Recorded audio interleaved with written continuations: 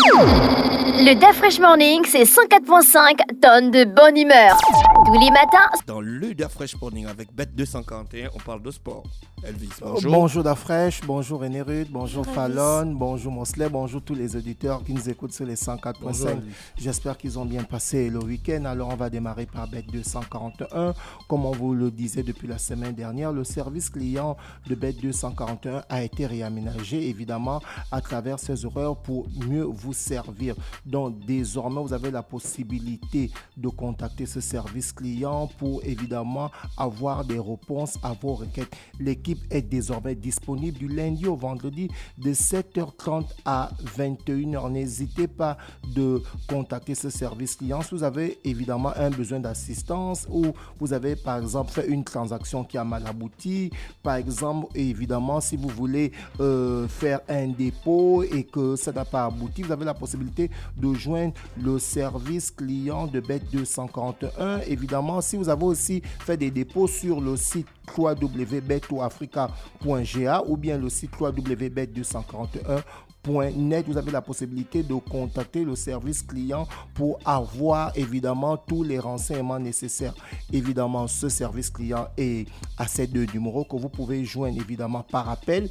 Vous avez le 062 51 02 41 ou le 011 79 13 22 pour les appels évidemment uniquement. Toutefois, vous avez aussi la possibilité de contacter les numéros WhatsApp ou vous avez les numéros suivants, le 060 43 74 34 ou le 066 01 00 94. Donc vous devez savoir que le service client de Bet 241 est disponible du lundi au dimanche de 7h30 à 21h30 pour répondre à vos requêtes. On va évidemment aller dans le sport. Cette fois-ci, on va parler du championnat de l'estuaire de volley. On a le classement au sortir des journées qui se sont passées jusqu'au 13 février. Donc, on a le classement suivant chez les dames. Nous avons Manga DFIP qui est en tête avec 6 points, suivi de Funi, 6 points, Aslova à 3 points. Et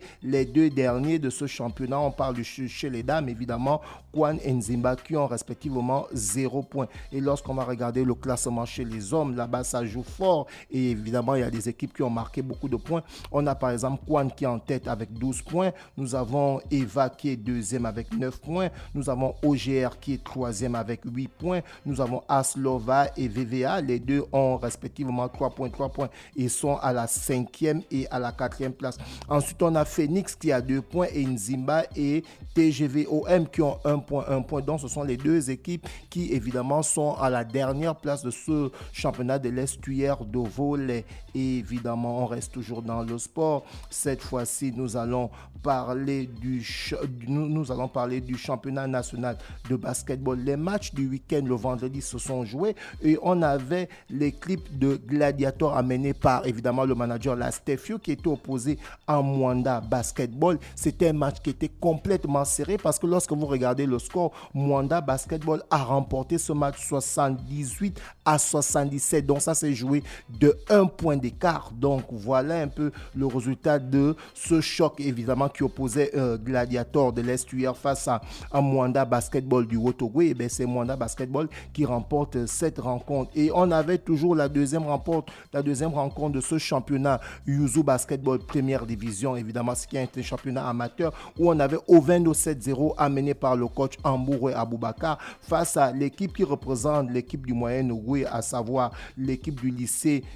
Jean Nguemambumba qui représente la province du Moyen-Ogooué. Et bien ce sont les poulains d'Ovendo 7-0 évidemment amenés par le coach Aboubakar qui se sont imposés 78 à 64, donc près de 14 points d'écart. Donc voici un peu les deux matchs de ce championnat du Gabon de basketball appelé Yuzu Basketball Elite. Évidemment, on reste toujours dans la fédération gabonaise de basketball, cette fois-ci pour parler de ce communiqué de presse qui a été publié par la fédération gabonaise de basketball qui dit ceci: il est porté à la connaissance de tous les entraîneurs qui prennent part au championnat national amateur dénommé Yuzu Elite Basketball King. Clinique d'entraîneurs sera organisée le vendredi 23 au samedi 24 à Libreville avec l'expert formateur Joe Touyumu, évidemment, et ce clinique sera accompagné par une sensibilisation sur le contrôle antidopage qui devient désormais obligatoire et lors des grandes compétitions nationales et internationales. Donc, cette note vient de la direction technique nationale. Évidemment, on parle de la Fédération gabonaise de basketball. Et quand on parle de basketball, on ne va pas oublier le All-Star Game qui s'est joué aujourd'hui, ce lundi 19, où on avait la conférence S face à la conférence Ouest. Et bien, c'est la conférence S qui a remporté ce All-Star Game. On est à la 73e édition du All-Star Game. C'est dire que c'est depuis longtemps que cette compétition qui regroupe les meilleurs joueurs de la NBA. Donc, dans cette rencontre, on a la conférence S qui a remporté le match face à la conférence Ouest 211 à 186, j'y arrive. Donc, vous voyez que c'était vraiment un match très... On a battu LeBron James et sa bande. Ouais, évidemment. Donc, c'était un match très, très prolifique. Et on a le MVP de ce match qui est Diamond Leila, évidemment, avec la conférence S qui gagne ce All-Star Game. Et lorsque je suis allé faire mes recherches du côté de l'équipe, c'était un All-Star Game record parce que, évidemment, on a eu un All-Star Game très, très prolifique parce que lorsqu'on parle des scores de 211 à 186, donc vous essayez de voir, ça fait près de 400 points Mosley, ça fait près de 400 points de part et d'autre, donc c'était vraiment un All-Star Game très très prolifique et on a Diamond Laila qui a terminé MVP de cette grande rencontre. Il faut souligner qu'on avait deux grandes équipes, évidemment on avait la team LeBron James et on avait la team Antetokounmpo. Donc dans la team de Antetokounmpo, on avait évidemment on avait Ali Burton, on avait Laila qui a terminé MVP de ce grand match de gala. Ensuite, on avait Jason Tatum qui évolue du côté de Boston. On avait Antetokounmpo lui-même, le capitaine, et on avait Joel Embiid, l'ancien MVP de la saison régulière. Et de l'autre côté, on avait la team LeBron James, on avait Doncic, on avait Alexander, on avait LeBron James lui-même, et on avait Kevin Durant et on avait Jokic. Il faut souligner que durant ce match, LeBron James avait mal à la cheville, donc il n'a pratiquement pas forcé. Pourquoi vous le trouvez toujours désespéré? Non, mais mon c'est ce qui s'est passé. Au foot, dès que tu as une petite élongation, on te met au banc. Oui, c'est vrai. Mais c'est quand même LeBron James, donc il n'a pas forcé. Neymar jouer quand il a mal. Bon, Neymar, c'est Neymar. LeBron James, on l'a souligné ici que LeBron James... Voilà qu'ils ont été battus.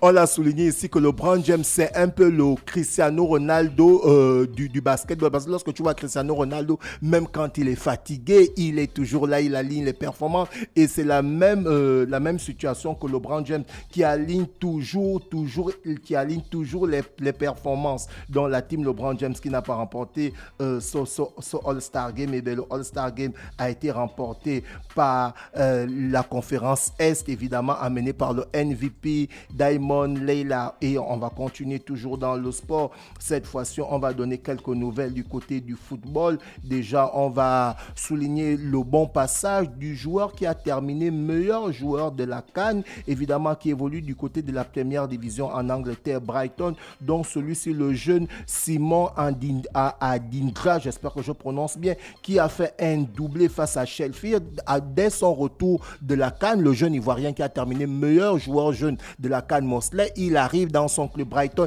il fait directement un doublé. Donc c'est dire que le petit revient vraiment avec la fougue. Il est chargé évidemment, donc il revient avec la fougue, il fait le doublé. Donc c'était un big up à lui. Toujours dans ses résultats de football européen, on a par exemple le Bayern de Munich qui s'incline pour la 3e fois d'affilée. Cette fois-ci c'était face à Bochum, j'espère que je prononce bien, parce que là le Bayern Leverkusen Leverkusen, c'était le Bayern de Munich, autant pour moi, s'était incliné face au Bayern Leverkusen 3-0. Ensuite, ils se sont inclinés pendant la Ligue des Champions 1-0 face à la Lazio de Rome. Et là, ils s'inclinent encore face à Bochum 3-2. Donc, c'est dire que le Bayern de Munich est très, très mal parti parce que, évidemment, c'est la 3e défaite d'affilée. Et on va faire un tour du côté du championnat d'Espagne. Évidemment, on a eu quelques matchs. On a eu, par exemple, Villarreal qui a fait 1-1 face à Retafe. L'Atlético de Madrid qui s'est imposé face à Las Palmas 5-0. Osasuna qui a battu Kadir 2-0. De l'autre côté, le FC Barcelone a allé remporter son match à l'extérieur 2-1 face au Celta Vigo. Et la Rayo Vallecano, j'espère que je prononce bien, a arraché le match nul face au Real de Madrid. Mais quand cela n'était, le Real de Madrid est toujours en tête du championnat d'Espagne avec 62 points. Le deuxième, c'est Girone avec 56 points. Donc, il y a près de 6 points d'écart. Et le FC Barcelone vient en 3e position avec 54 points. Donc, entre le FC Barcelone et le Real de Madrid, il y a pratiquement 8 points d'écart. Donc, voici un peu le tour du monde de sport dans cette rubrique-là. On va revenir. On a battu Marseille de Bonseton. Évidemment, on va revenir. On va revenir sur Marseille. Évidemment, Marseille, aujourd'hui, qui depuis pratiquement 2 mois n'arrive plus à remporter en championnat. Marseille qui a arraché le match nul du côté de la Ligue Europa, évidemment. Et Marseille qui, malgré le fait qu'ils se sont retrouvés en supériorité numérique face à Brest, évidemment, ils n'ont pas pu saisir l'occasion Moncelet. Ils ont perdu face à Brest 1-0. Donc Marseille qui est mal parti, évidemment, pour cette fin de championnat, parce qu'il va falloir aller chercher le podium. Moncelet, c'est ça, non? Vous à Marseille, vous cherchez le podium, évidemment, entre la première, la deuxième et la troisième place. Malgré qu'Aubameyang continue à lier les performances, mais Marseille qui est mal parti, et jusqu'aujourd'hui, Marseille n'arrive pas évidemment à revenir sur le podium, parce que là, j'ai le classement devant moi. Marseille est 9e avec 30 points. Entre-temps, le Paris Saint-Germain en tête avec 53 points. Le deuxième, c'est Brest qui a battu Marseille avec 40 points. Le troisième, c'est Nice avec 39 points. Et on a Lille qui a à 38 points. Donc, Marseille a la possibilité d'aller encore chercher la 4e ou la 5e place, parce que Marseille a juste moins 8 points d'écart. On a encore 3-4 mois. Bon, vous avez il y a encore, on va dire 2 mois et demi. 2 mois et demi. Et évidemment, il reste encore quelques matchs. On va revenir sur le sponsor, comme je disais tantôt, chers auditeurs.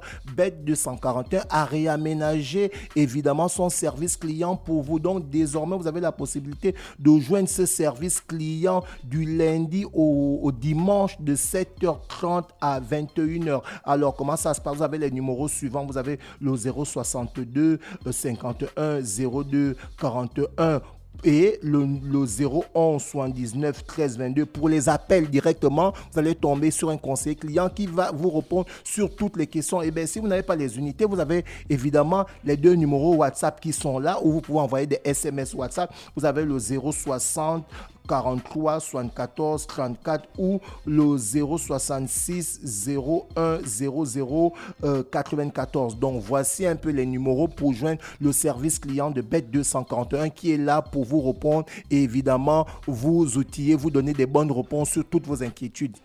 Merci, c'était évidemment Elvis avec dans le sport avec Bet241. On va rester connecté dans le Da Fresh Morning et on se retrouve dans quelques minutes.